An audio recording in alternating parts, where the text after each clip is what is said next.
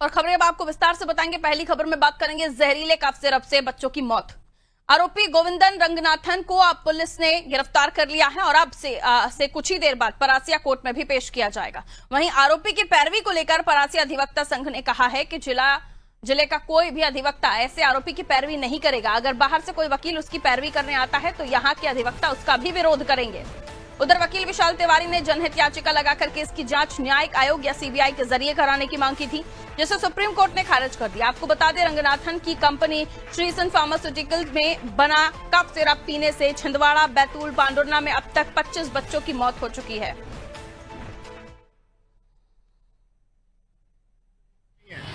रंगनाथन जो इस दवाई के निर्माण करता है उसको पुलिस आज परासिया न्यायालय में पेश कर रही है। परासिया अधिवक्ता संघ की ओर से आज ये निर्णय लिया गया है कि इस आरोपी के खिलाफ कोई भी वकील जो है पैरवी नहीं करेगा और ना ही जिले के कोई भी वकील पैरवी करेंगे। ऐसा संघ के द्वारा निर्णय लिया गया है और हम इसकी जो कॉपियां हैं हमारे जो जिला अधिवक्ता संघ है उनको भी हम प्रेषित कर रहे हैं। और जो भी वकील ऐसे गंभीर मामलों में जहाँ पे हमारे क्षेत्र के परासिया क्षेत्र के बच्चे, बैतूल के, तामिया के और भी जगह तमाम जगह के जो बच्चे हैं जिनकी किडनी फेलियर से उनकी मृत्यु हुई है, अधिवक्ता संघ उनके परिवार के साथ अपनी पूरी संवेदना व्यक्त करता है।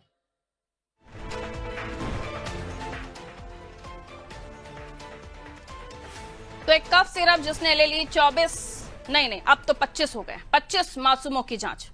सीबीआई जांच की मांग एक जनहित याचिका में की गई थी, लेकिन उसे कोर्ट ने अस्वीकार कर दिया।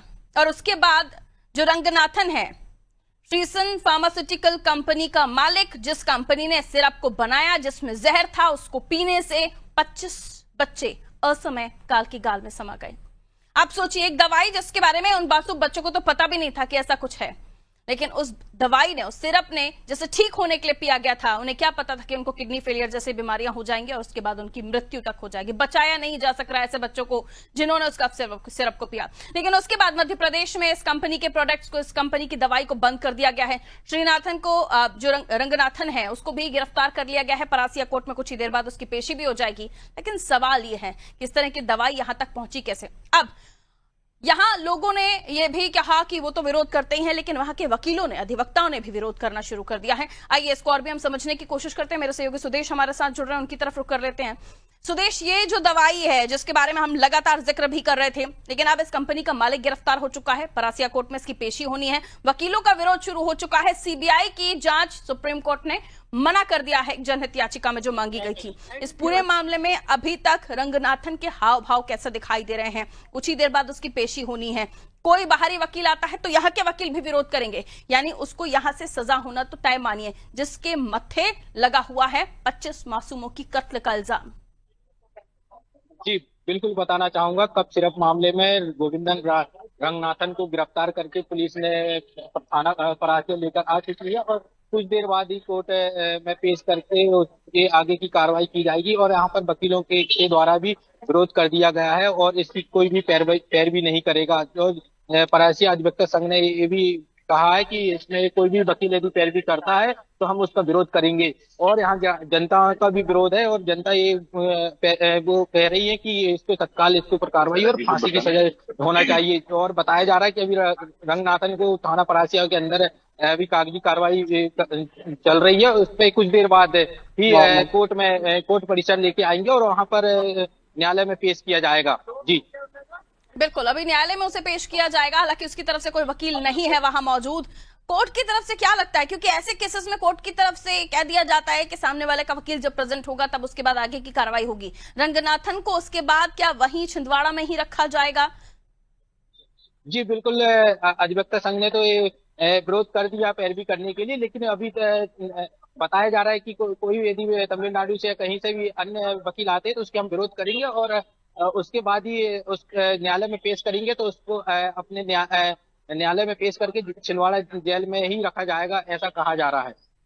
उन मासूम परिवारों से आपकी बात हो पाई जिन्होंने अपने घर के चिराग को खो दिया? उनसे आपकी कोई चर्चा हो पाई? ये जो आरोपी जिसकी वजह से उन मासूमों की जान चली गई, उन परिवारों का क्या हाल है?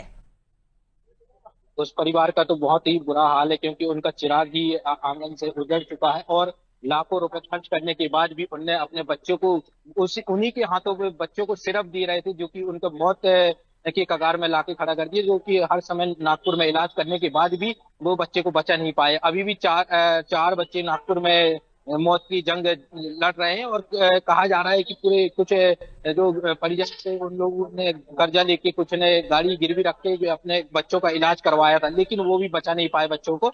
और वो उन्हीं के हम जब आनादी टीवी पे उनके बच्चों के परिजन से चर्चा की गई, तो उनको यही कहना है कि जो मुख्य आरोपी उसको दोषी पर कार्रवाई की जाएगी, और कार्रवाई करने की अपील कर रहे हैं, और उसको तत्काल फांसी की सजा सुनाई जाएगी, ऐसी जनता और अधिवक्ता संघ और अन्य परिजनों का कहना पड़ रहा है। जी बिल्कुल। उन मासूम के जो वीडियोस आए थे, वो जो बच्चे जिनकी मृत्यु हो चुकी है वो उस दुनिया में नहीं है, लेकिन उनके वीडियोस भी हमने दर्शकों को दिखाए थे। उसके अलावा उन मासूमों के जो परिजन हैं, आप सोचिए वो माता पिता, कई बार होता है बच्चा जबरदस्ती करना पड़ता है, उसको दवाई नहीं पिलाई जा रही थी। अब वो जब वो पल को याद कर रहे होंगे, उनके ऊपर क्या बीत रही होगी। वो अपने बच्चे को जबरदस्ती जहर पिलाने की कोशिश कर रहे थे, उस दवाई की वजह से उन बच्चों की जान चली गई, और उसके बाद अब रंगनाथन, जिसके ऊपर ये तमाम दवाइयों को बनाने के आरोप है, वो गिरफ्त में है। जाहिर सी बात है, इस पर सजा तो होनी ही चाहिए, और जो परिजन जिन्होंने अपने बच्चों को खोया है, उनकी तरफ से जो मांग की जा रही है, उनका दर्द बयां करता है। शुक्रिया सुदेश जानकारी के लिए। तो जहरीले कफ सिरप से बच्चों की मौत का मामला, जिसके बाद छिंदवाड़ा के परासिया में पहुंचा है रंगनाथन, जिसकी ये कंपनी श्रीसन फार्मास्यूटिकल, जिसने इस सिरप को बनाया, कोल्ड ड्रिफ कफ सिरप, जिसको पीने की वजह से इन मासूम बच्चों की एक एक करके पहले 3, फिर 6, फिर 10, फिर 16, 20, 24, अब 25 ये आंकड़ा पहुंच गया है, जो दर्दनाक है। मुख्यमंत्री इस पर नजर बनाए हुए हैं। जो डॉक्टर जिसने प्रिस्क्राइब की थी दवा, उसको भी निलंबित कर दिया गया है। उसकी पत्नी जो मेडिकल संचालन कर रही थी, उनका लाइसेंस कैंसिल कर दिया गया है, और अब रंगनाथन भी हिरासत में है।